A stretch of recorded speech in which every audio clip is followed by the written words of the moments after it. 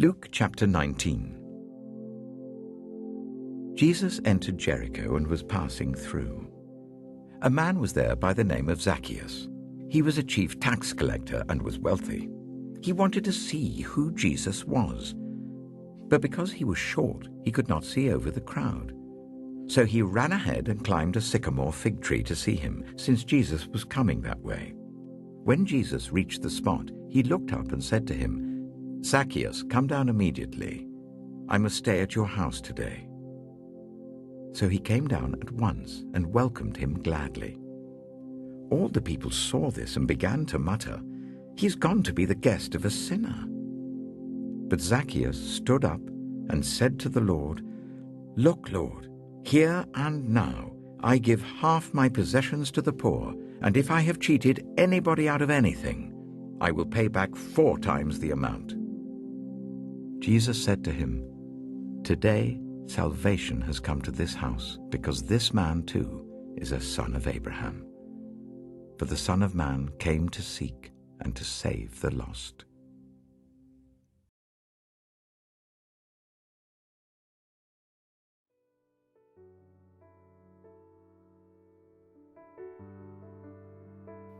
So who is Zacchaeus?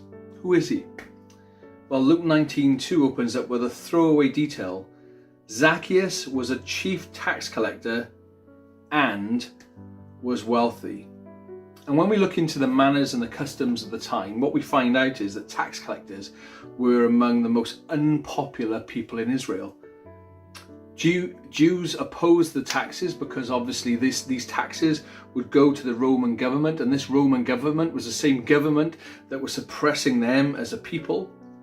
And then to add injury to insult, these taxes would be typically collected by Jewish-born enforcers. Jewish-born enforcers like Zacchaeus. Zacchaeus had chosen an occupation to work for Rome, to get powerful, to get rich, to get wealthy, to make a life for himself off the back of his own brothers and sisters. And in the eyes of the people, he would have been seen as the ultimate traitor. And what else we read through the manners and customs, that tax collectors would notoriously make themselves wealthy by increasing the payable taxes.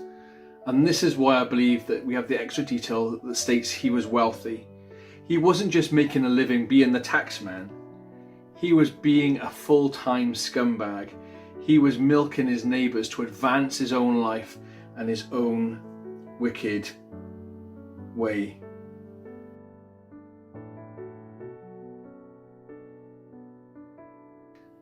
Zacchaeus was a leper of the society that he belonged to.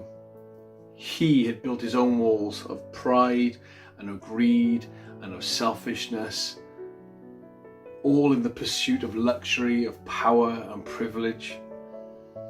He had everything and nothing at the same time.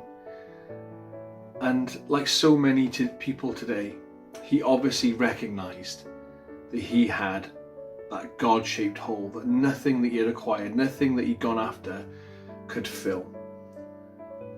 And what I like about Zacchaeus in this story is he evaluates himself. He comes to this place where he sees this in himself and he recognizes the short man is coming up, not just short physically, but short spiritually. And what is great about Zacchaeus in the story, after going through this obvious evaluation, he was prepared to do something about it. Zacchaeus had come to the realization that unless you can see Jesus, unless he could just see him, that all these material things in his life, all these things he had acquired, meant nothing. Everything that he had worked so hard for, Zacchaeus was now prepared to sacrifice.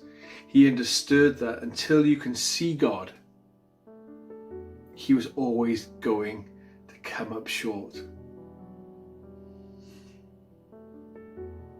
what is great about this story is Zacchaeus was a man who was determined to change. And what we see in this text is that he recognized that Jesus was his only hope. And what's great about this story is that's the same hope that we have. Jesus is our only hope for change also. The Bible says that all have sinned and fallen short. We are all short without Christ. We are all Zacchaeuses without Christ. Luke 19 says, "So he ran ahead and climbed a sycamore tree to see him." And I love this detail in the text because it reminds me of Isaiah 55:6. Seek the Lord while he may be found. Seek the Lord while he may be found. And there's going to be opportunities, there's going to be instances in our lives where there are just moments where Jesus is tangible, Jesus is passing through. And it's our invitation to go to him, to go after him, to position ourselves, to receive and to see him. But do we always capitalize on those moments? Zacchaeus was not going to let this moment pass him by. Because the text in here says that Jesus was passing through. He recognized it was now or never. And we have to remember Zacchaeus was a wealthy man, and for him to run and to climb and to do all this stuff, it was going to cost him. It was going to cost him his reputation. It was going to cost him his dignity. It was going to cost him, it's just going to cost him. But he counted the cost and he scuttled up the tree because he was prepared to pay the price. And so many Christians today don't count the cost and not prepared to pay the price. Zacchaeus, for all his shortfallings and shortcomings, no short jokes intended here, he was prepared to pay the price. He recognized his life was going nowhere without change, and change could only come through Jesus.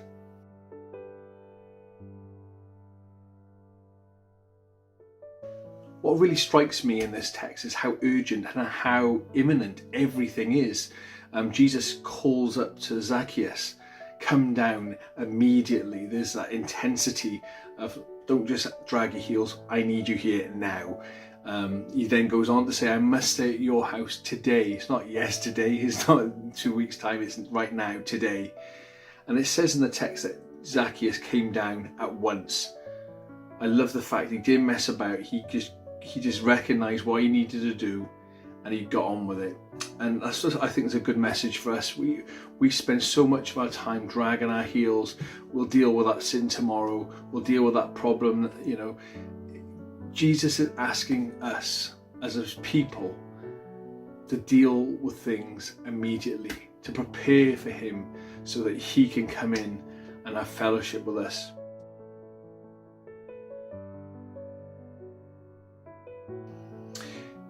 So to close, Luke chapter 19 verse 8, Zacchaeus appears to be suffering from salvation Tourette's.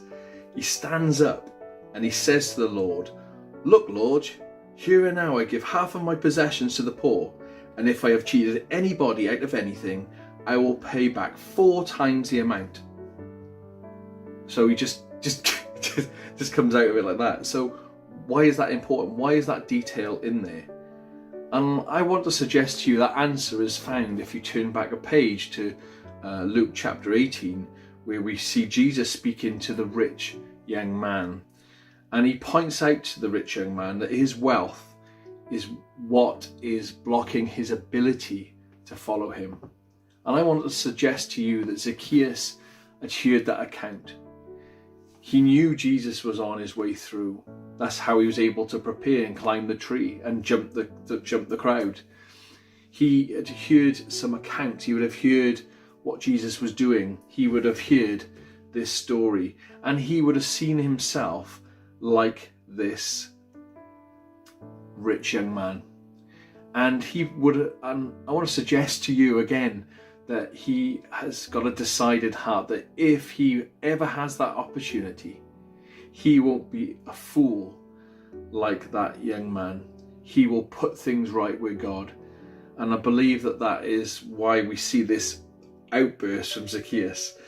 And of course, we see in the account that Jesus responds favorably. He says, "Today salvation has come to this house, because this man too is a son of Abraham." Again, a funny detail there. So I started thinking about, what is this about this man too is a son of Abraham? So I was thinking about the Jewish links and things like that.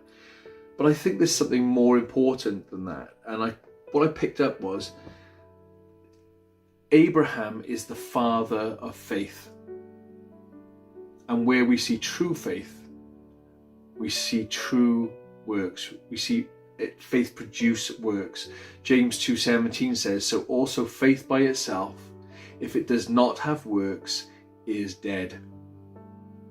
Zacchaeus, in one action-packed whirlwind encounter, discovered, for the Son of Man came to seek and to save the lost. Lost people like Zacchaeus, lost people like you, and lost people like me.